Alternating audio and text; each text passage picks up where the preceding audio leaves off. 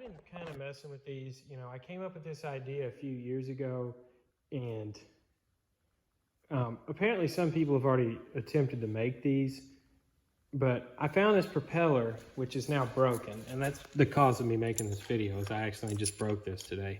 But, and I just thought, you know, what if I put that on a Weedeater? So I found this old, like, what's called Weedeater brand one with no clutch.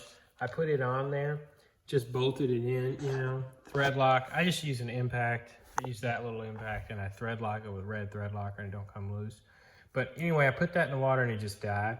So what I went ahead and did was I switched over to this Weedeater.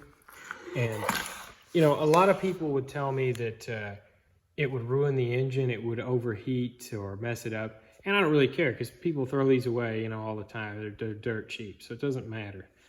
But what I learned here is if you tune the carb for the load of the water, like, you know how to tune a chainsaw carb, you tune it for when you're cutting, not when it's, you know, running wide open, not cutting. So it'll seem rich if you give it gas normally, but then you put it in the, like you start cutting with it, it's fine. Kind of like you tune a tiller or something. And that's what I did here. I tuned it in a bucket of water. I'd stick it in a pond or whatever and tune it like that. And you see I've got the high-speed screw out quite a bit here. But yeah, so that worked. I used it all day. I didn't have any problems out of the engine. The clutch is my main concern, but again, these are disposable. They're dirt cheap. I find, you know, probably 5 of these things a year thrown away. So it's not a big deal there. So what happened, I broke this propeller here, and I ordered 2 propellers for it.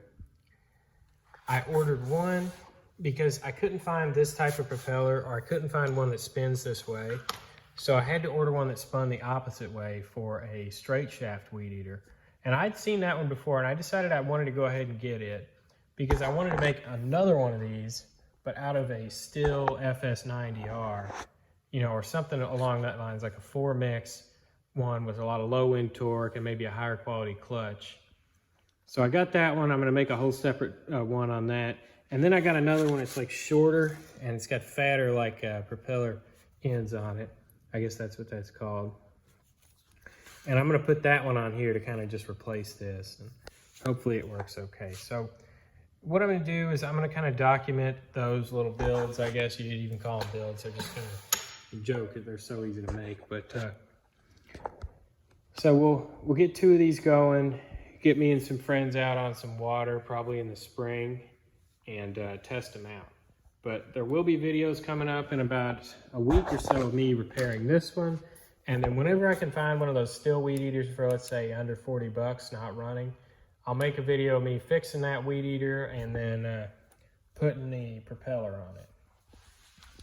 So hope you all, you know, like this content. This is kind of different. I haven't seen a lot of videos on this while I'm making it. So, we'll definitely get some footage on these.